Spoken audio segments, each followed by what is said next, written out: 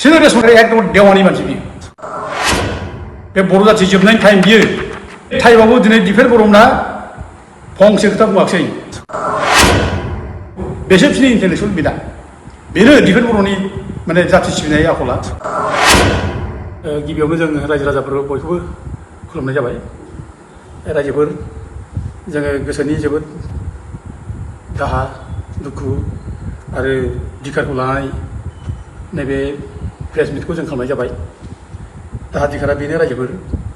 फैगौ बिटिसिनि बिसायख'थियाव नन ट्राइबेल केन्डिडेटफ्रा ट्राइबेल रिजार्भ समस्तिफ्राव बिसायख'थि गेलेनो थाखाय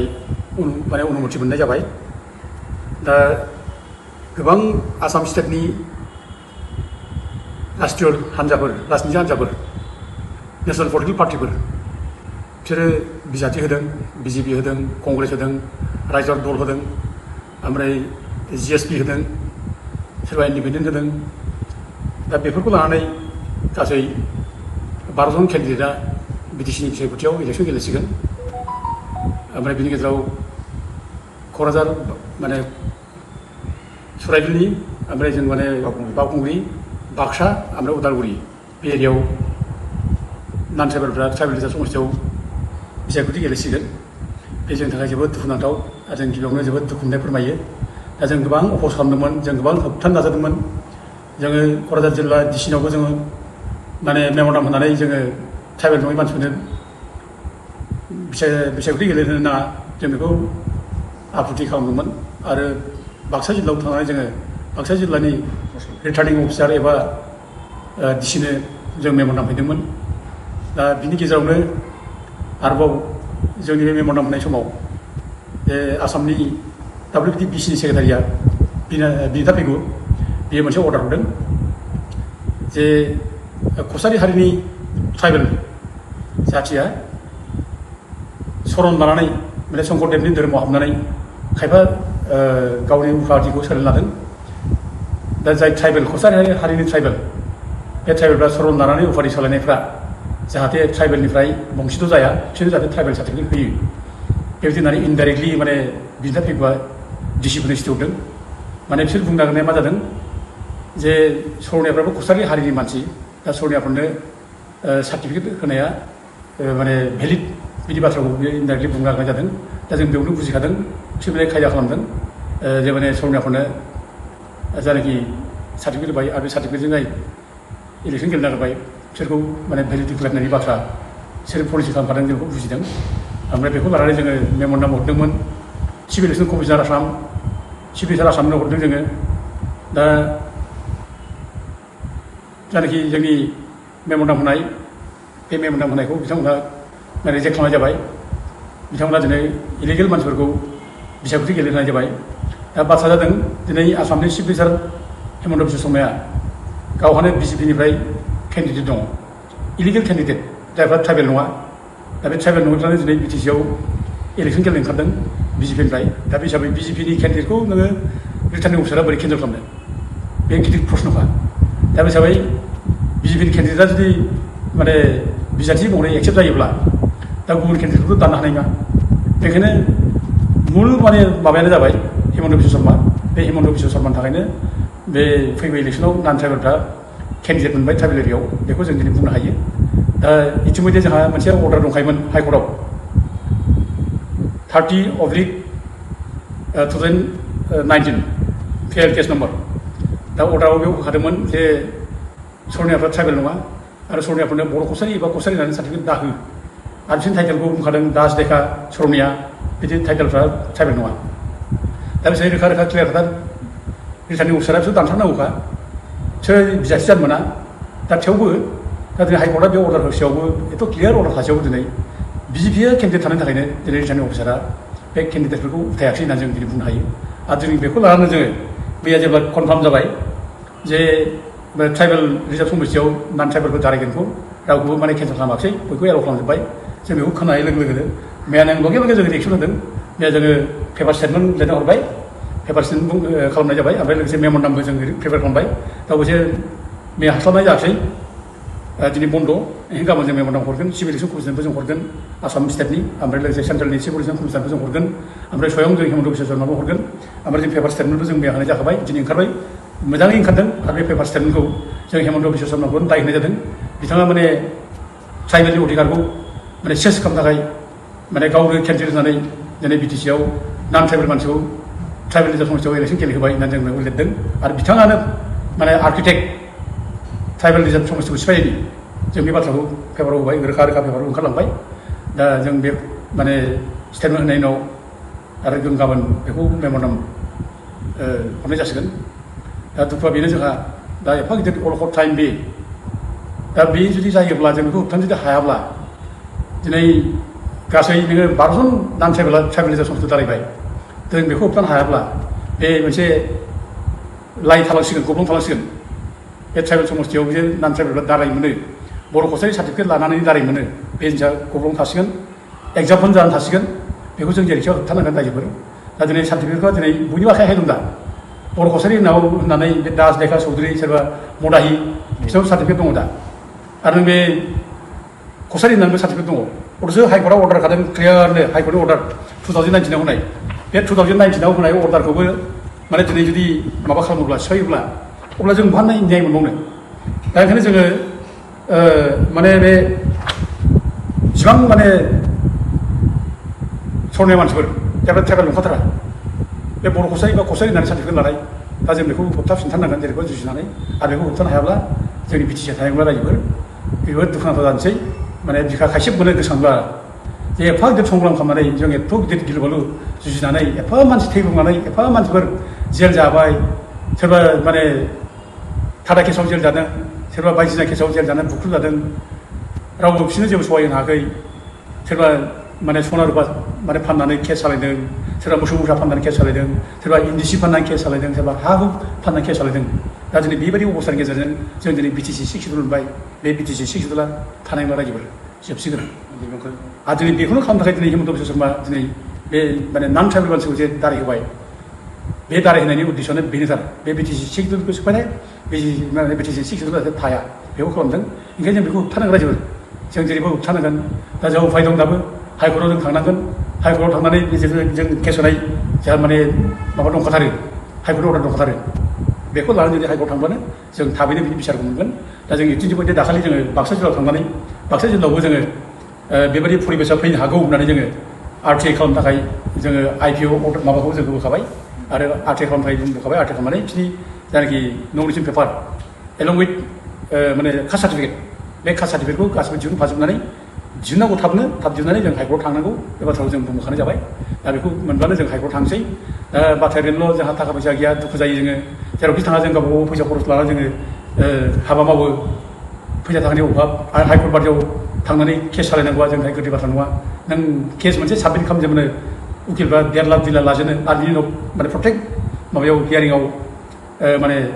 फिस थाबावगोन दा जों दुखु मोनाङो आरोखि बिराद खस्थ' मोनो दा बेफोरनि थाखाय दिनै जों सोंखारनो लुबैयो माने ट्राइबेल संघखौ आदित्य काकरिखौ बे रेसपन्सिबल आदित्य काकरिया बेनि थाखाय बे दिखुन जाजोब्बाय बिसोर थिग थानाय मोनब्ला दिनै माने अना ट्राइबेल मानसिफ्रा मानो सार्टिफिकेट नांगौलाय मानो होआ सार्टिफिकेटखौ बिसोरो रेसपन्सिबल बे आदित्य काकरि आवानि मानसि बियो दा बेनि थाखाय सार्टिफिकेट होदों बेनो दिनै बुंगासिनो दं गाखिरे सरनायाव बर' मानसि होननानै बाहायदों बिसोर सार्टिफिकेट होदों दिनै बे रेसपन्सिबल लानांगौ दायथ' लानांगौ बे केस होनाय मानाय बेखौ माने फेजेननाय बे अना ट्राइबेल सार्टिफिकेट मोननाय बे सार्टिफिकेट मोननायखौ केन्सेल खालामनायनि दायथ'खौ आदित्य काकरि लानांगौ जों बेखौ बुंहरो आरो रायजो राजाफ्रा गासैबो जेसेबां ट्राइबेलफोर दङ बे आदित्य काकरिखौ बयकट खालामनांगौ एथ' जघन्य मानसि बियो दिनै बेनि सिसि2आ दानानै सिसि2आव बे माने सरनायाफोरखौ लाफादों बेनो बे मदाहिफोरखौ लाफादों मदाहिखि ट्राइबेल मदायाथ' ट्राइबेल नंथ्रा बिसोर रिकगनाइज ट्राइबेल नङा सरनायाफ्रा ट्राइबेल नङा बोरै लाफाखो बिसोरखौ आरो दिनै बेयाव दिनै दिफेन बर' मोनहा दिनै माने लोगो लाफायो बे सिसि2आव बे सिसि2आव जुदि दिफेन बर' मोनजों दंफायोब्ला बे सरनायाफ्रा मदाहिफ्रा बिसोरनि सार्टिफिकेट होनायखौ मानो अफस खालामाखै ट्राइबेल संघखौ मानो अफस खालामाखै ट्राइबेल संघजों मानो लोगो जाबाय थादों मानो बुङाखै लासिंसिं दा दिनै बिथांमोनहा बुंनांगौ दायथ' नांगौ दा दिफेन बर'मोनहा दिनै एथ' गिदिर क्रुसियेल टाइम दिनै एथ' गिलुबालु माने खैफोदनि टाइम बियो बे बर' जाथि जोबनायनि टाइम बियो बर'नि 6 सिडुल बे बिटिसिआ जोबनायनि टाइम बियो बे टाइमावबो दिनै दिफेन बर'मोनहा फंसे खोथा बुङाखै जेबो गैया दायथ' लाखिजोबो सोर मावनांगौ सोर मावनो होलाय दाथ' बयबो सोङो बयबो बुंगासिनो दं बेफोरखौ दिफेन बर'मोना मा खालामना थादों दिफेन बर'मोना मानो मावदिया एबसुआ मानो मावदिया बेखौ आं बुंनाय बाथ्रा नङा रायजोआ कुइसन खालामो बयबो बुङो दिनै बिसोर बे खामानिखौ मावनो नागिरो दिनै मा बिसोरो गामि गामि एखेबारे माबा लिंदों इन्टेलेक्सुयेल मिट नोंसिना माने इन्टेलेक्सुयेल मिट हाग्रामा महिलाखौ होखारनांगौ पावाराव फैहोनो नाङा बिटिसिनि बेरेखा इलेक्सन ओंखारनांगौ प्रमद बर'खौ पावाराव लाबोनांगौ इउपिपिएल जानाय इलेक्सन केम्पेइन खालामनांगौ बेसो बिसोरनि इन्टेलेक्सुयेल मिटआ बेनो दिफेन बर'नि माने जाथि सिबिनाय आखला बेनो एबसुनि खामानिया बेनो अबे देरसिनखौलाय दिनै नोङो इउपिपिएल जानानै खामानि मावो इउपिपिएल इलेक्सन केम्पेइन खालामो नोङो नै बिजेपि जानानै केम्पेइन खालामो एरबो गाखो नोङो दिलीप माने सयखान जानानै केम्पेइन खालामो आरो गाबोन हयथ' फैसा मोनब्ला कंग्रेस जानानै केम्पेइन खालामबावगोन बियो दा बेबायदि नेचारजों एबसु खालामना बिसोरो लासिंसिं आरो दिनै बे खनिल मोनहा लासिंसिं बे एबसुनि प्रेसिडेन्ट बियो एबसुनि सेक्रेटारि बियो सासे मास्टार मानसिया एबसु होननानै लासिंसिंनो ओजों जाथिनि खुनु खोथा गैया जाथि जेबो मावा जाथिया मा लखर जादों बेनि खोथा गैया बा केम्पेइन बेहा दानिफ्राय बेबो केम्पेइन जोंथ' नुगासिनो दं दा इउटुबाव माने भाइरेल जानाय मानाय एबसुनि सेंग्राफोर माने इलेक्सन केम्पेइनाव ओंखारनाय बिसोरखौ थोन मोनना बे माबायाव मा होनो बबे जायगायाव नान ट्राइबेलफ्रा इलेक्सन गेलेदों कन्टेस्ट खालामदों बिसोरनि जेसेबां डकुमेन्ट दं बेखौ इमिडियेट आर्टिकेल दिहुनलाबो बेखौ केस होनांगौ मानांगौ इन्सट्राक्सन हरना बेखौ रायलाय जों मारै होबथानो बेखौ रायलायाखै दिनै एखे नङै खामानिखौ मावदों एखे जाथिनि इस्युआव खामानि मावाखै बेफोरनि थाखायथ' दिनै गाज्रि मोननानै नोंसोरखौ बांसिन गाज्रि मोननानै बे एबसुनि मानसिखौ बांसिन गाज्रि मोननानै दिनै बयबो मानसिया दिनै इउपिपिएलखौ रागा जोंदों बोराबदों दा बिपिएफआव ज' जाफैनाय खालामना बिनो नागिरबो बेखौ डिफेन्डआ बुजियाखै दाबो नोंसिनि आखलनि थाखायनो दिनै बयबो दिनै बिपिएफआव ज' जागासिनो दं फैगासिनो दं नोंसिनि थाखायनो दा दिनै एकर्ड इमप्लिमेन्टेसन खालामनायनि सार्थ'आव जोङो इउपिपिएलखौ सापर्ट खालामनांगौ बिसोरना बे थांखिया दा बुंलाबायदों दिफेन बर'आ बे माबायाव मेनिफेस्ट'आव नायनानै मेनिफेस्ट'खौ नायनानै मेनिफेस्ट'आव माने जोंनि माने माबा दंब्ला जों बे पार्टिखौ जों सापर्ट खालामगोन होनना बुंदों जों मिथिखागौ मेनिफेस्ट'आव मा लिरगोन मा लिरा जिखि खोथा गैया इउपिपिएलखौ सापर्ट खालामगोन बिसोरो जों मिथिखागौ इउपिपिएल जानाय खामानि मावगोन बिसोरो मिथिखानाय ओरैनो बे बाहाना नुखायखौनो बे इउपिपिएलासो माने जाथिनि थाखाय मावनो ओंखारदों जों बेखौ सापर्ट खालामगोन होनना बुंदों दा बिसोरना बे बिटिआर एकर्डखौ इमप्लिमेन्ट खालामनांगौ इउपिपिएलासो बुंदों बिदि हिसाबै इउपिपिएलखौ सापर्ट खालामनांगौ बे बाथ्राखौ बुंलादों दिफेन बर'आ दा दिफेन बर'आ माबे बिटिआर एकर्डनि बबे दफाखौ इमप्लिमेन्ट खालामनांगौ रोखा रोखा मानो बुंनो हायाखै बुंफैना दिफेन बर'आ मानो बुङाखै नोंलाय जोंखौ दाबो बुंबाय थायो चेलेन्ज खालामबाय थायो जों दाबो बबे दफाखौ इमप्लिमेन्ट खालामनांदों दिफेन बर'आ नोङो थुला बुंदोंमोन ना नोङो डिफेन्ड खालामनानै बे माने बिटिआर एकर्डनि सायाव रायज्लायनो डिबेट खालामनो बुंदोंमोन नोंनो बोरो बहा खारखौ थांलाय मानो ओंखारबोदिया एबा खुसियाल टाइपआव रायलायनांगौ बे बिटिआर एकर्डआ मा दं मा गैया बेखौ रायलायनांगौ बुजायनांगौ आनसलिक कमिटिफोरनो नोङो डिस्ट्रिक्ट कमिटिफोरनो दिफेन बर'आ बे खनिन बसुमतारी मोनहा बुजायदों नामा जे बिटिआर एकर्डआव मा मा दं बे रायजोखौ नांला होननानै मानो लिरनानै गारबोआ मा खारनाव माबे सिटुवेसनाव नोंसोरो बेखौ एक्सप्लेन खालामनो हागोन केन इउ एक्सप्लेन दिफेन बर' बे एबसुनि सेंग्राफोरनो बुंनो हागोन दा दिनै एकर्ड इमप्लिमेन्ट खालामनाय बाथ्रा बुंदों बिटिआर एकर्ड नों जुदि बिटिआर एकर्ड इमप्लिमेन्ट खालामनाय बाथ्रा बुङोब्ला गाबोन जुदि पार्लामेन्टआव बे रायजो नांला होननायखौनो जुदि बिल लाबोनानै जुदि लिरना होयोब्ला जे सेपारेट स्टेटखौ क्रिएट खालामनो हायो बे 2 नम्बर 3 नम्बर आर्टिकेलाव मोनसे क्लज सोदेरनानै बुङोब्ला जे माने एक्सक्लुडिं माने बिटिसि बा एक्सक्लुडिं आसाम रायजोफोरखौ होनाय जागोन नों आसामखौ बुखावनाय जादोंब्ला बे जुदि गाबोन बे बिटिआर सुक्ति बादि लिरना होयोब्ला अब्ला बे एकर्डखौ इमप्लिमेन्ट खालामफिनसै जानाया बिदिनो लिरनांगौ जाहैबाय थारमाने पार्लामेन्टआव बिल लाबोनांगौ जे आसामखौ बुखावनाय जादोंब्ला बेखौसो बुंनांगौ बेसो जाबाय दा बेखौ लानानै दिफेन बर'आ बुंबाय थायो जे माने बिटिआर एकर्ड इमप्लिमेन्ट खालामनांगौ बे गामि दानख'नायनि जानाखि माबा सुक्ति बे गामि दानख'नाय सुक्तिखौ इमप्लिमेन्ट खालामनांगौ मा जागोन बियो आरो बे बुंनो हादों माने 60टा समस्ति बारायगोन बिटिआरआव 60टा समस्ति 125 एमेन्डमेन्टनि बाथ्रा बुंबाय थायो बे जायाफ्रामोन बे 60टा जुदि सिट बारायोब्ला नोंनि बिटिआर एकर्डआव मा लिरनाय दं नायदोंना फरायदोंना खोन्थादोंना बे डिस्ट्रिक्ट कमिटिफोरनो आनसलिक कमिटि एबसुनि खोन्थादोंना बेयावथ' लिरनाय दं माथो नैबेयाव माथो increase in constituencies of BTC up to the maximum of 66 after alteration in the area without adversely affecting the existing percentage of reservation of tribals मा होननाय जादों बेखौ बुजायना हो दिफेन बर'आ सिगाङावनो बे डिस्ट्रिक्ट कमिटिनि एबसुनि सेंग्राफोरनो खोन्था बुजायना हो आनसलिक कमिटि बुजायना हो बे 60टा समस्ति बारायगोन बिटिसिआव 60टा समस्ति बारायोब्ला 10% जोंनो रिजार्भ खथा होनाय जागोन होनना बुंदों 10% रिजार्भ खथा होनाय माने जोंनो 60टानि जायगायाव 6टाल' सिट होगोन होनदों बेखौ जों इमप्लिमेन्ट खालामनांगौ दा बेखौनो बुङो दिफेन बर'आ माने बिटिआर एकर्ड इमप्लिमेन्ट खालामनांगौ होननानै आरो नोंनि बे 4.6आव दंबायो नोंहा रोखा रोखा लिरदों बेयाव 4.6आव डिसिनि पावार हरनाय बे डिसिफोरनो पावार हरनाय जागोन दा जाबाय दिनै 16टा साबजेक्ट डिसिनो हरनांगोन बे डिसिनो पावार हरनाय बेखौ लिरोब्लालाय नोङो बिटिसिआ मा खालामनांगौ बेखौ जुदि इमप्लिमेन्ट खालामनांगौब्ला दाबादियाव नोङो बे बिटि थाबावगोन डिसिनियाबो दङ पावार गासिबो दा जाबाय दिनै नोंसिनि बे एकाउन्टनि थाखाय दिनै डिसिया बे माने प्रटेक्ट डिडिसिनि डिस्ट्रिक्ट डेभेलपमेन्ट कमिटिनि चेयारमेन डिसिया दा अब्ला मा थागोन बिटिया थाबावगोन बिटिया थानाय नङा दा गथे बे एकाउन्ट इमप्लिमेन्ट खालामनाय बाथ्रा बुंनाया एखेबारे भेग बे रायजो राजाफोरनिफ्राय बेखौ दिनै बुजायनांसिगौ बुजिनांसिगौ बयबो बिटिआर सुक्तिनि खुनु एकाउन्ट इमप्लिमेन्ट खालामनो बाथ्रा गैया बे एकाउन्ट इमप्लिमेन्ट खालामनायजों जाथिया सेस जागोन बिटिसिया दंस जागोन जों बेखौ आगोलनिफ्राय बुंबाय थादों दाबो बुंबाय थायो फैगौ जायनाखि बिसायख'थियाव जायनाखि नान ट्राइबेलफ्रा कन्टेस्ट खालामगोन बे कन्टेस्ट खालामनाय जायनाखि बिसायख'थि माने समस्तिफोर बे समस्तिफोरखौ इमिडियेट स्टप खालामनांगौ बेखौ केन्सेल खालामनांगौ होननानै जों अलरेडि पेपारावबो लिरहरबाय मेयाबो ओंखारजोब्बाय गासैबो आरो जों मेम'रेन्डामावबो लिरबाय जिमान नान ट्राइबेलफ्रा ट्राइबेल रिजार्भ समस्तियाव कन्टेस्ट खालामगोन बिसोरो माने गनायथि मोनबाय इलेक्सन गेलेनायनि बेफोर समस्तिखौ इमिडियेटलि माने स्टप खालामनांगौ बन्द खालामनांगौ आरो भइड इलिगेल होननानै डिक्लेयार खालामनांगौ ओमफ्राय फ्रेश इलेक्सन थाखाय माने फोसावनांगौ होननानै जोङो मेम'रेन्डामाव माने गाबोन हरसै आरो जों पेपारावबो ओंखारखाबाय पेपाराव मोजाङै होखांबाय दा जों बेखौ खालामनांगोन रायजोफोर दा मानियाब्लाबो जोंनाव उफायथ' गैया मानियाबो जानो हागौ दा जों खिन्थु जोंनि डिमान्डआ थानांगोन जोंनि खुद्रिनाय जोंनि रिएक्सन बे थानांगोन गासिबो दल संगठना दिनै ओंखारनांगोन बयबो जों बयखौबो जों खावलायो बोराबलाय खुद्रिनाय माबा मोनसे दोनथ'जोबनानै दिनै ओंखारबोनांगोन बे क्रुसियेल टाइमाव जों आवगायबोनांगोन जे बयबो बुंनांगोन खमसे खम नैबे दानि बिटिसि इलेक्सनाव